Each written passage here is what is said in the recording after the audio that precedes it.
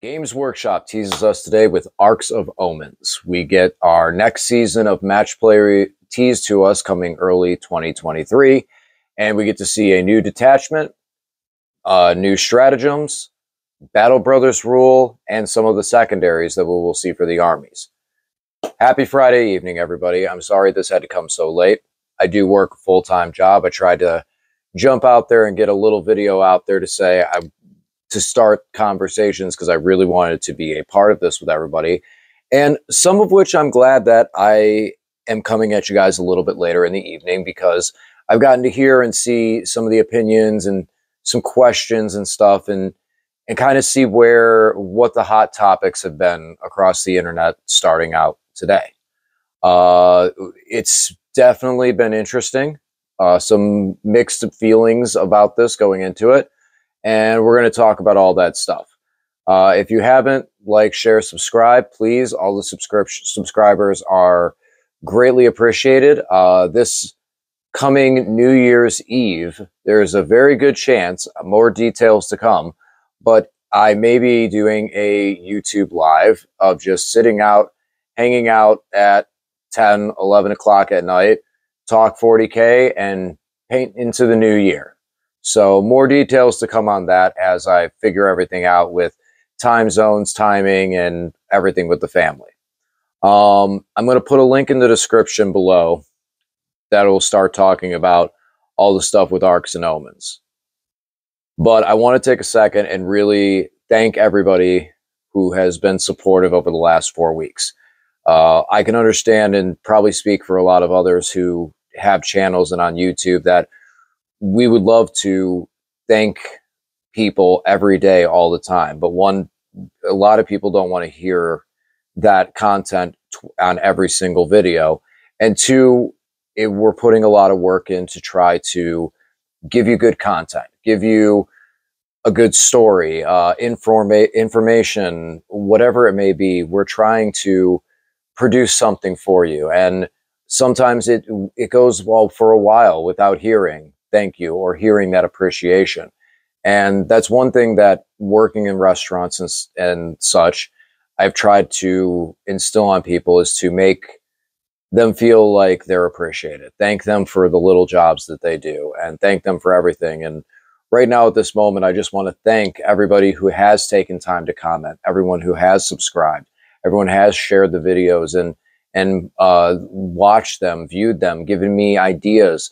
I'm more than willing to take any and all advice from this day until the end of it all, because there's always going to be someone out there who knows something more than I do. I'm a full-time worker, just like a lot of the people out there are. I have a lot of knowledge in this game. I love talking about this game. I love hanging out here and being a part of this game. And, well, I'm going to throw that good college try at making this happen and being able to be here and research these things and see what's going on the internet, see what's going on in the community, and hear what people are talking about, and then try and bring it back here so everyone can see, hear, whether you're sitting at home painting or on your drive into work, listen to and hear some of the stuff going on. And hopefully over time I can eventually get to a point of YouTube and that being a part of my life, and being able to do this more frequently and bring everybody all the information. One of the things that has been a huge driving force of this has been all the positivity that I've heard and positive comments coming through. I will say one of the hardest parts about this is actually just sitting here in front of a camera and talking to a camera. It's really, really, really difficult, and kudos to everyone out there who makes it look easy and just is able to transition and keep going and talk and not stumble over their words and not accidentally mispronounce something and go, well, that's where I become a meme. And they just go with it and able to keep going. And it's very impressive. And doing this and sitting in front of a camera really, really shows a lot of appreciation for those people. And then I have the comments from friends, strangers, a lot of different people, whether it's a message through Facebook or a comment on a video or a comment on a Facebook video I posted. I read them all. I may not get to respond to all of them. I'm trying to, but I definitely read them all, and every single one of them matters. And the one thing that I can say from all of this, and I thank everybody out there who has taken that time to show me this is something I feel like I can do. And I promise the more you guys support me and the more people are behind me, I'm going to keep doing everything I can to try to grow this channel around what people want to see, what the gamers, the Warhammer fans, competitive to casual, what people want to see, and put this out there because just like all you guys, I love this game. And many aspects of it, from the lore to the models, the miniatures, all the way up to all the people I've met. I'm friends with probably, I think, like one or two people from when I went to high school. And the friends that have been my lifelong friends are the people that I'm playing Warhammer with today. Except for my wife. She doesn't play Warhammer. But all my friends out there, thank you. Thank you very much. And I'm going to keep at this, and I'm going to keep trying to make this happen and really bring everybody something. It doesn't have to be one way that I do a battle report. There's many different styles, and I look forward to trying all of it out and seeing what looks good out there, and really being a part of something that this community is building. In that, in our lifetimes, Warhammer has grown from this game that we played in our best friend's basements, in a laundry room floor, with tissue boxes and DVD boxes as terrain, to this game that's being televised, YouTube, put out on Twitch, these streams talked about competitively, mainstream video games, mainstream actors coming out playing it. This has gone mainstream. And I really am someone who wants to not only be a part of it when it's big, but I want to be a part of it right now while it needs people to help it grow. And I thank everyone here for giving me that opportunity to start, to have the chance of possibly making it to where I can see this all the way through its growth. And I look forward to the journey ahead. I've learned so much these last 4 weeks, and I look forward to everything else I'm about to learn. Now, if anyone skipped ahead, because I'm going to try and figure out how to timestamp over here, let's talk about what the news was today. Arks and Omens detachment. I got this up on my computer here so we can talk about it. So GW teased us for 2023 that the next season match play rules of such are going to be the Arks and Omens Grand Tournaments. So now at least we have a name we can pronounce. Not trying to guess what is it, Nachman, Nephilim. We got one. We got one that Americans can pronounce.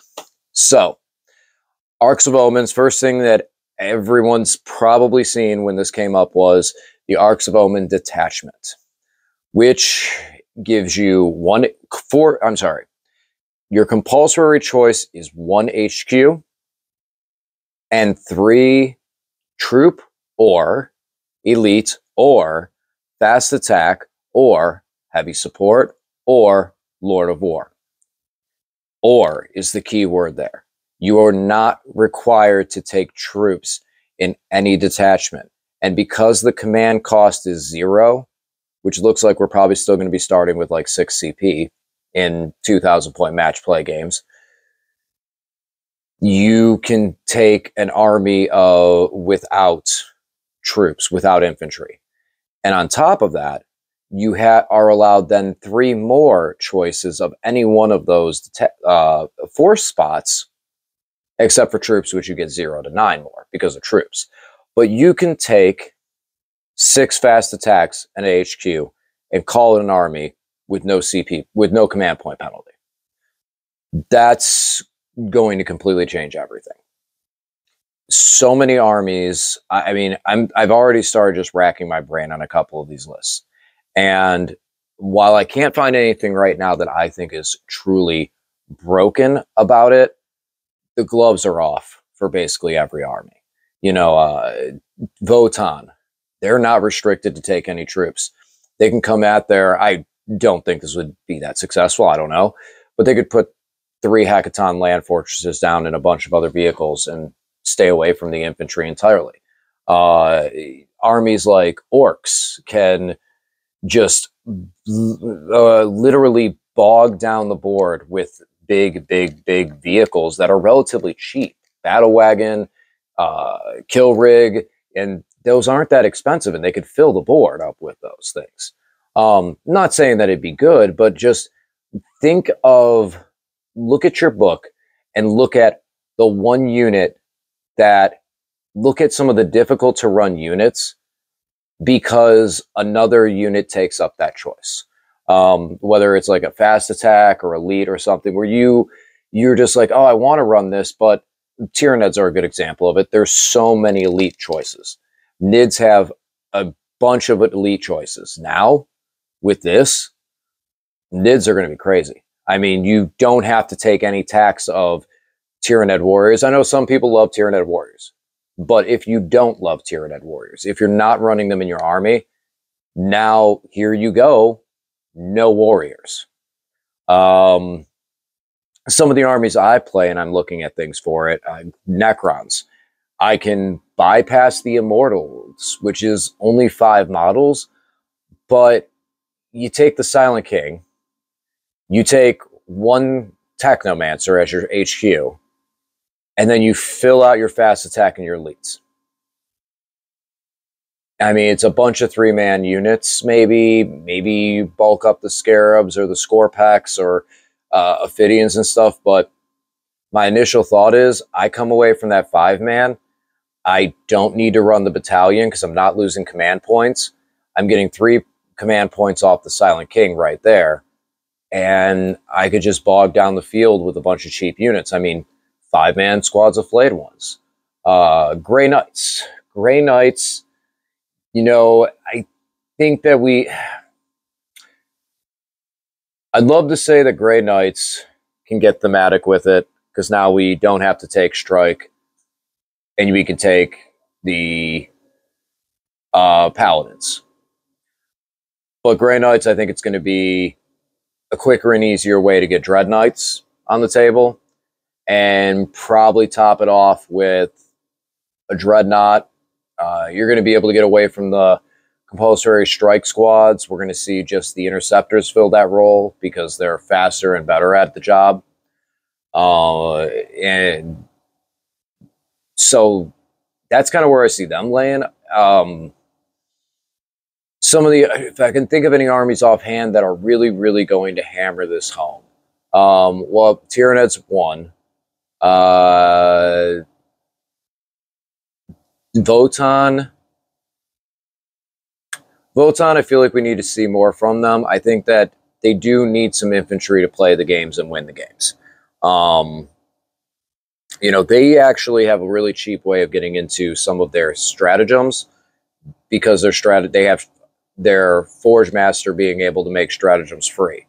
So I think that Votan might be able to play into this pretty well. I think that this is going to really do well for Marines to be able to bypass some of the troop requirements on things and bulk into points for damage dealing. That's one of my first looks at it. Because even though those basic troop squads are cheap at like 75 points or this, that, and the other, it builds up. It builds up, and it could end up being a more elite unit and playing a more elite game. So it's going to be interesting to see where stuff comes towards this. Is this, and this is going to be a controversial thing, but is this Games Workshop saying, we're going to do 10th edition soon? And before we do 10th edition, here you go. Play with all of your toys the way you want to. Throw everything on the table. Is this an end times? Is this the segue from 9th edition into 10th? Where this is the last season everything opens up, and just play whatever you want to play. Is that what this is? I don't have the in, so I don't directly know, but I do have some of a feeling that this is a way of finishing off this edition and starting to go over into what could be 10th edition. So my personal feeling on it is kind of neutral. I like the idea that some armies, like Adeptus Mechanicus, my AdMech, I look at this and I go, so I can take 3 6-man squads of Castellan robots. I don't know if that's going to work or be any good, but I don't care. I love Castellan robots. They're one of my favorite models in the game. So I can run 3 6-man squads of them. And that could be the entire army. It doesn't sound like it's going to win any GTs, but man, it'll be cool to throw that 18 Castellan robots on the table. Yeah, that's a good Saturday night. Some other things with the detachment before I move on. The elites is an interesting section here. So there's a small little cutout that you get 3 additional elite slots that can only be spent on character elites. Okay. Sure, some armies need that more than others. It's kind of just there. I mean, that's just kind of there. I mean, that'll be cool for some of the armies, yes. Like, once again, back to Grey Knights. Your Paladin, your Standard, your Paladin Ancient, your Apothecary, your Paladins are all elite choices. So in using this new detachment, you're not going to want as many. You can spend more into those, and then you get to a point where you want the banner, you want the +1 attack, you want the Apothecary for the feel no pain-ish. I mean, it's a 6-up with the Terminators. Don't get me wrong, that's kind of a little rough with the Paladins that they only get the 6-up, but it's better than nothing. So is that the route you go? You know, and now with these characters, depending on what you end up taking for those elites, now you can slap those in there and not hurt yourself as much. I can't think of any other army offhand that's really running out of elite slots. Again, back to Tyranids. I do think that this detachment really supports them very well because now they can cut all the troops out entirely. They don't have to take any troops whatsoever, and they have 6 elite choices, an HQ choice, and then 3 elite characters that they can take if they want lictors for board positioning or anything like that. So, and still have their fast attacks for Raveners and such. So I do think that they're going to be the biggest winner out of this right now. Let me know what you think in the comments. If there's any other ones, keep it respectful, throw it out there. Just what are some other combos that maybe people aren't looking at, things that we need to worry about or figure out. It's going to be an interesting environment that we're going to go into here soon. So moving on to Battle Brothers. Okay, so Battle Brothers, I don't see this changing very much. I'm not going to read the whole thing to you, but it's basically the ally rule. It allows you to ally certain units with other units, except restrictions on who can ally with who. A Ark's Moment detachment can ally with Ancients of the Imperium, Imperial Knights, containing 1 free blade, only 1 free blade, or Votan patrol detachment. So an Imperium army, any Imperium army, Grey Knights, Space Wolves, Blood Angels, Imperial Guard, Custodes can ally with Votan. The Custodes can. And according to what we're seeing for rumor, loosely rumored data slates for Custodes that their bikes are going to get objective secured back. So you take the Votann list with the OBSEC bikes, except the objective secured bikes. You take their objective secured bikes out and you put these ones in. Maybe that doesn't fully work. Maybe we're losing too much on the Custodes. I don't know. But right now, the one thing I feel is Custodes and Votann is going. That one I think might have some possibilities as a big ouch. That one might be a big ouch. They might be ones that are really big good friends. Mechanicus and Votann, I believe you lose the dogma still. Because you're not, and your entire detachment would not, or I'm sorry, your entire battle forged army would not be Adeptus Mechanicus. So I think you would lose your dogma, your chapter traits of sorts in that. And I think that's one of the things that a lot of these are going to result in. One that I think can make it through that is Custodes. I think Custodes can make it through losing their chapter trait, whatever it's called, their discipline. I apologize, Custode players, I don't know that one. But that's where I see, that's my first guess is who might be able to use this strong. Gene Stealer Cult, Gene Stealer Cult can include one detachment of Brood Brothers, or auxiliary support, or super heavy auxiliary detachment as an allied force. So, I mean, cults, I'm not 100% familiar with all of the cult rules, but if trends stay true, if you do this, the only thing you would gain would be being able to take another specialty force or whatever your chapters are called. And do you lose the Twisted Helix? Because I would believe that you would. If you take Twisted Helix, which gives you the mini transhuman, does that mean you now lose, if you take this someone else of another cult for your Gene Stealer cult, do you lose those abilities? And I think that in some ways with the Gene Stealer cult, from what I have faced with them, that's a little too much to lose for this. So I think that Gene Stealer cult is not really gaining anything from that personally.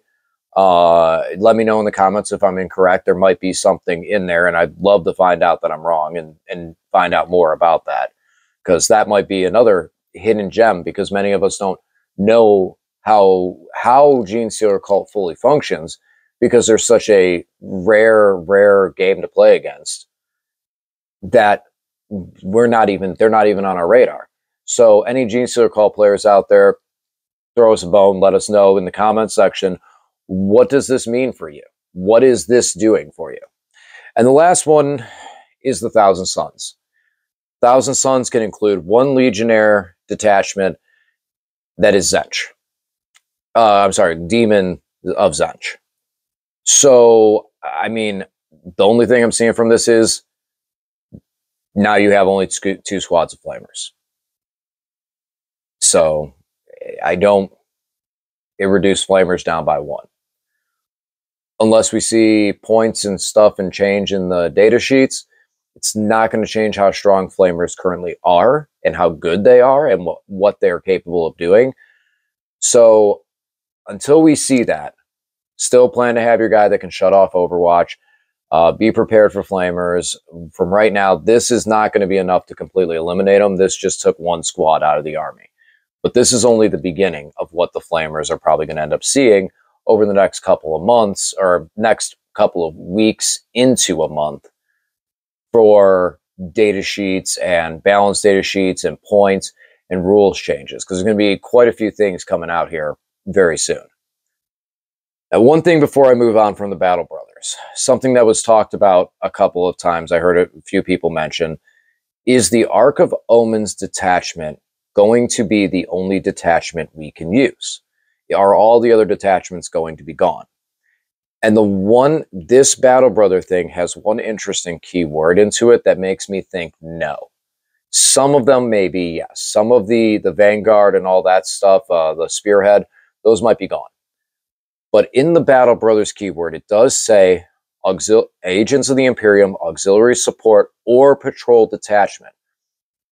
And the word patrol detachment is used a couple of times going down. So my thought is with that, that's the key word showing that at least the patrol will still be around. Maybe the battalion, sure, the brigade, because this isn't the Arks of Omen, you can't build a brigade out of that.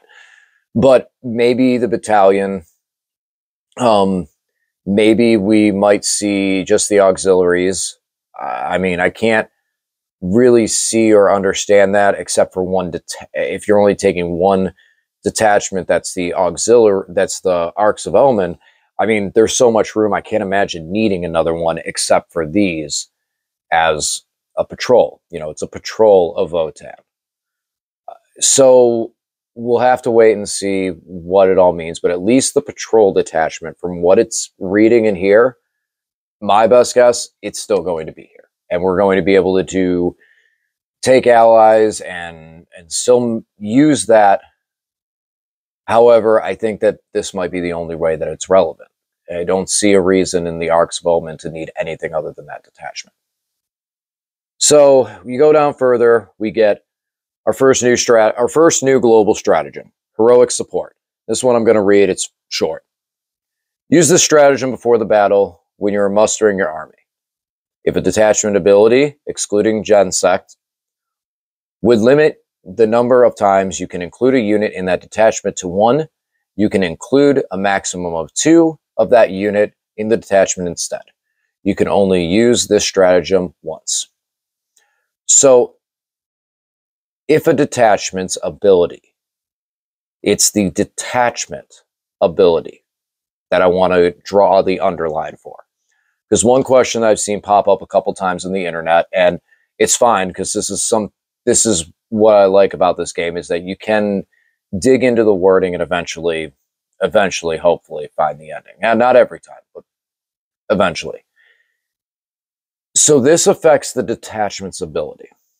So when you look at books like the Necrons, when you look into a detachment ability and start reading down the rules, one of the rules in there does say about Citan or Catan, the star gods. There is a rule in there for that. And that rule is a detachment can only include 1. This is what covers that. The independent characters such as Drago, Abaddon, Old One Eye, those characters on their data sheet is where it excludes them to 1 per detachment. They are still excluded to 1 per detachment. The Citan, has the detachment itself give it the restriction. So that's the difference, and that's where the stratagem affects. So units that we could see take advantage of this. The one I'm most curious about going and looking at right now is Orcs. This means we can go double War Boss. I have no idea what that means. But it's something we can do. You can take Gauze and fill in the blank. But that's double War Boss. Yeah, you can do double Chapter Master. We could do... what else is there that's good? Like I said, the double Citan or Catan. Double of those guys is... we've been seeing 2 or 3 most of this edition pop up here and there. Now it's just easier. It's just going to be easier to get them in there in the same detachment. Especially with the Arks of Omen costing 0 CP. Then you take the Silent King, you start with 9 CP, assuming the CP command points start the same. We're just assuming that you're still going to start with 6 command points. Could be wrong, that could change, but with 6, you're right there, you're starting with 9. And even if you buy a Warlord trait and a Relic, then you're at 7 command points for the beginning of the game. Here's 1, you're back to 6. It's like you didn't do anything. And you're back to 6 command points to start the game, more than probably you'll need at all. And you got 2 Star Gods. Transcendent, maybe one's a Nightbringer. Now that's where you're at. That's going to be interesting. So again, comment section, please. What are some other units that you are going to have a chance to run more of? I'm sure Tau has a couple nasty ones there with their battle suit and the Cold Star and all that. It's going to be interesting to see when they're able to get double crisis commanders on the field this without a second detachment. That's that's going to be pretty vicious. And scrolling down further, here we go to the last one, which is the 2 teasers of secondaries, one for the Salamanders and one for Emperor's Children. So I can't really give a read on what these are. We saw Necrons and Sisters get some of the easiest secondaries to possibly score. According to sources, every army is getting 3. So right now, Necrons have 4. We're going to lose 1. Every army is going to have 3, and they're going to be reworked. What that means, that's up in the air. You know, reworked and how. No one saw that Necrons were going to suddenly pop up in a secondary game like they were until the secondaries came out and people looked at them and seen, wow, I literally can win the game by not playing the game. And sitting back here and holding, a la Purge the Vermin and Treasure of Aeons. Sisters of Battle, I do like the fact that Sisters can play a defensive style. I think that is very fitting for how their army plays, Adeptus Sororitas. You know, but then you have other armies like every single Marine chapter that struggle so much to score secondaries, or Orcs, where Orcs have secondaries that have so many restrictions on them, they're very difficult to score. And then we once again go back to Necrons, where Necrons can score from a sitting position, from being slow and methodical, which is nice for the army, but you know, a lot of us who play Necrons, we kind of want to get up there in the thick of it with some of our guys too. You know, we'd like our Necron warriors to last beyond turn 1 and be able to survive something. And we'd like destroyers too, that aren't just Scorpex, to destroy and not completely get obliterated in an instant. That's one of the biggest problems I have with destroyers is they hit, they kill, and then they're gone.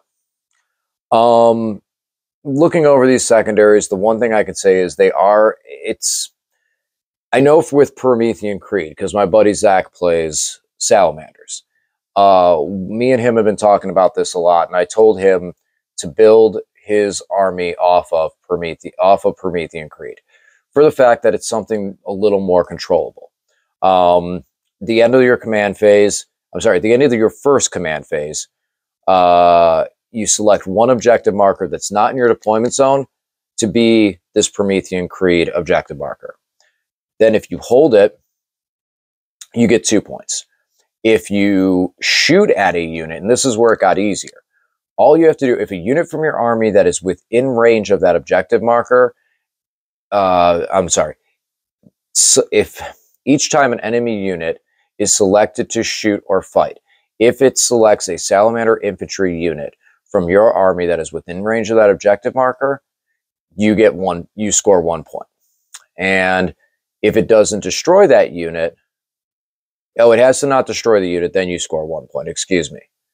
And then if it gets, that's kind of weird, I'm sorry. Units from your army that are within range of the objective marker as the target of one or more of its attacks, but it does not destroy that unit as a result of the attacks, scores 1 victory point to a maximum of 2 victory points. Oh, each time. Okay, I'm sorry, I apologize. Each time. That's the kicker of how you get multiple points on this. That's where, you know, before it was just get shot at and not destroyed. So now if your opponent tries to whittle down the unit, you could end up scoring 2 points, and then the unit gets destroyed by the third one, and you score the 2 points for that turn for getting shot at. I think that it did get a little bit easier on that end. The third part of it is at the end of each player's turn, if one or more enemy units destroyed by an attack made by a Salamander's infantry unit, while that unit is within range of that objective, you score 1 point. Score 2 victory points or one or more of those models were destroyed as a result of an attack made by a flame or melta weapon this turn. So it pushes a little bit to their lore with the flame and the melta weapons and stuff like that. But all in all, getting an infantry squad on an objective outside your zone early, like Marines are capable of doing with their basic troops that are objective secured, and putting a 10-man out there makes for an easy 10 on that secondary minimal. Now, if your opponent doesn't shoot at them, you sit there and score 10 points. Then your opponent has to march at them. Okay, so now they're moving at them and they're trying to charge at them. Now you have your eradicators and your other unit, your speeders and stuff like that can find that lane that your charging unit has to go down and shoot at them. And with that being said, any infantry can score that additional points.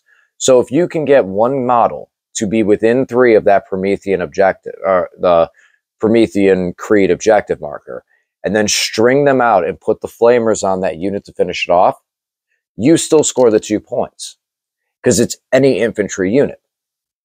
So this secondary builds you towards more of a castle. That sounds all good on paper, but what about the other 2? What other 2 are we having to take? How much of that castle is the Salamander player going to be able to build? You're playing Marines. Your army size is limited. You have limited resources to put into these things. So how are you going to be able to score 15 on this by putting more firepower, more units, and maintaining this piece versus what other armies are going to be able to do in their 3 secondaries? Are there, and generic ones at that matter too.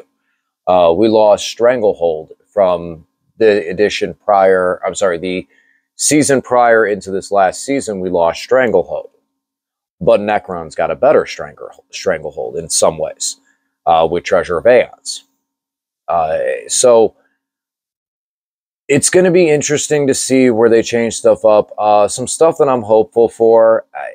I would like to see the AdMech ones kind of got nerfed a little too far. They were doing okay, but I mean, their army is diminished down. I think that Eradication of Flesh could go back to the way it was. The Marines just need a little more, some more defensive secondaries, some ones that they can play at home and not have to spread out and cover the whole board, and be able to play that game that you still have them moving, and still have them doing things so that they're not a castle army, because nobody wants to just come to an entire gun show of 40k again. But let them be more centralized into themselves. I like the position that Sisters are in, honestly. I'd like to see Necrons get more of an all-around facelift. I mean, I'm at a point now that I think the Necrons lack an identity, really, in a lot of ways. Some of the things that they're good at, because they came out so early in the edition, now they're not as, it's not as important. Like, Necron Warriors get annihilated off the table without even being able to reanimate or answer to anything. So I'd really like to see them get more of an identity. Grey Knights are in the same column of like every other Marine army. The secondaries just spread them out too much. And they just are struggling versus some of the other power levels in the game. Votann, Tau, the Necron secondary game, the volume of Melta from the Sisters, and Armor of Contempt helped, but it's not really fully enough considering some of the gear and easy access to abilities that other armies have. In some ways, I think some of the armies are just going to need a complete overhaul. They need to update them because they came out too early and things like that. In other ways, minor tweaks, I think, could fix them. Grey Knights, drop the Honored Knight off the Paladins, and we're good. I mean, the fact that the Paladins can't get any of the Brotherhood buffs is is tough. I really would love to see them have that. I think it would make them much stronger and playable, and I don't think that they'd be too overpowered in the addition. I'd like to see Code of Combat for the Necrons go away from the nobles, but cap how many points you can score. Make it any character. Because right now I got 3 score pack Lord Destroyers sitting on a shelf that I would love to just go, all right, here's 3 score pack Lords. Give me a reason to run them. And I know some people in the comments section are going to say Annihilation Legion for the Destroyers. But those are all cycling out here soon. How that's happening, how the Army of Renown are all going out, I don't want to get all excited about it just to watch that go away when it's inevitably gone. So this is kind of where we're at right now. We have a new detachment to think about and start looking at our armies and go, what can I run that I couldn't run before? We have the ally keyword, which to me doesn't seem like that's the biggest draw, but I could be wrong, and I'm more than happy to hear comments and talk about that. We have the being able to uplift the 1 restriction, which I'm really interested to see what maybe orcs can do with the war bosses. And we have some secondaries talking about the new, they're going to be balancing everything. And I think until we see all the secondaries into together, it's going to be hard to really see what's going on. Like, you can't look at 2 secondaries and tell me how the entire competitive scene is going to shape. Space Marine chapters and Traitorous series also get an extra secondary objective of their own. For example, Salamanders score by withstanding enemy fire on critical objectives. Yeah, so there's really nothing in here that I see that really says that these 2 teasered secondaries are going to change the whole meta. And I apologize for trailing off there for a moment of reading that. I just wanted to make sure and double check that I didn't miss anything with that. But until we see more secondaries, or actually all the secondaries, and some points, it's going to be hard to tell what that means. Arks of Omen detachment, that means a lot. That means a lot. That's, look on your shelf. What toys have you not been playing because some other unit has taken up your fast, your elite, your heavy? Well, here it is. Dust them off, wash them up, get them painted, get them based, and get them ready, because it's their time to get on the table. So what do you guys think? Let me know in the comment section. Please subscribe if you haven't already. And I look forward to talking to you guys again real soon. Thank you very much.